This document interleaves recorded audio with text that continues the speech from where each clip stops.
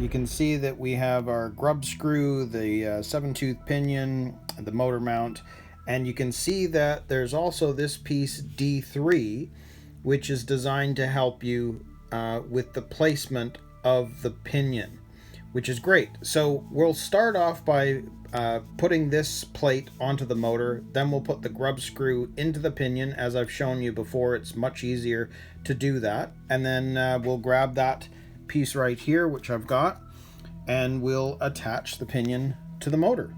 Okay, so first let's get the motor mount onto the motor.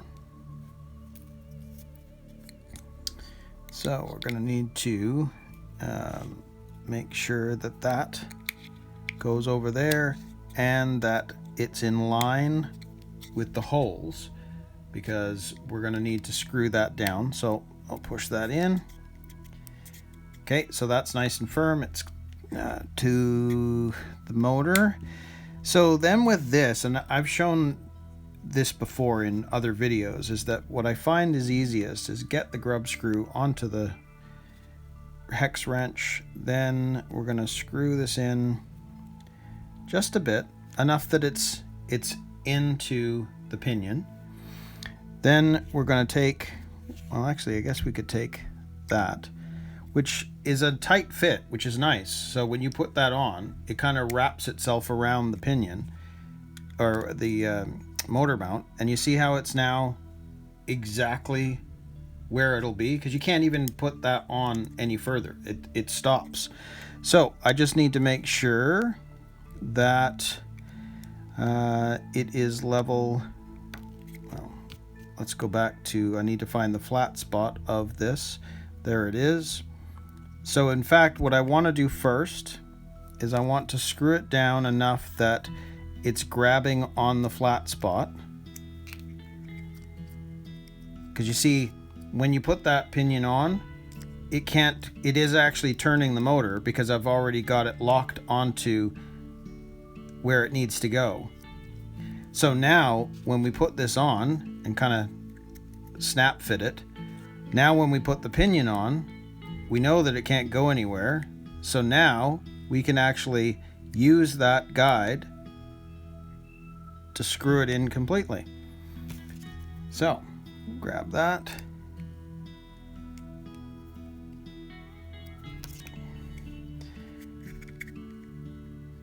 And it's on.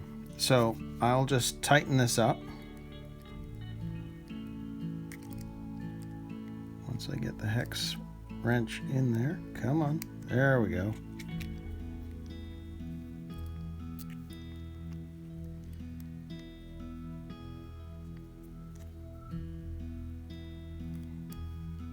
This one I always put on nice and tight as I possibly can.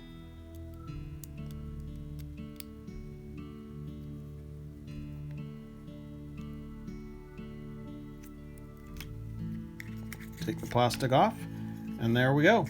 So the motor is ready to be installed. Exactly the distance it needs to be, because that this piece here is actually very helpful. It's even better than some of the other ones that are available in the kits.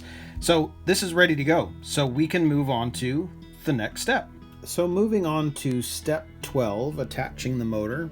Obviously we're just going to put that motor in and attach it with the motor cap, and you can see that we're going to use the up and down holes for installing this. So those are the parts that we need, but what's interesting is I think this is the first cap that I've seen that doesn't have the Tamiya logo on it.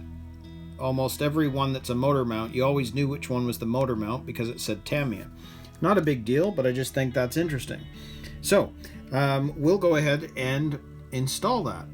Okay, so we'll grab the motor cap, put one of those screws through, grab this, put one of the screws through, and the reason I'm doing that is it's going to be easier to find the catch point, because we know that that's going to have to be up and down. So if we stick that through, it should grab onto a screw, which it has. So now we can screw that one in.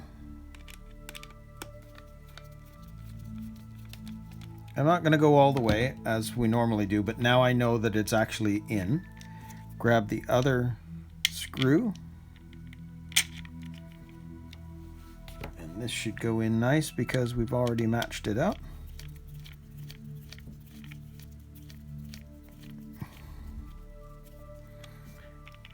It's not quite, so I need to figure out the movement of that.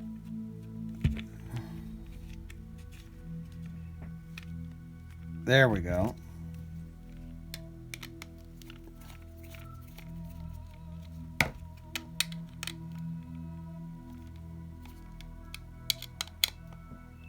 Just go back and forth.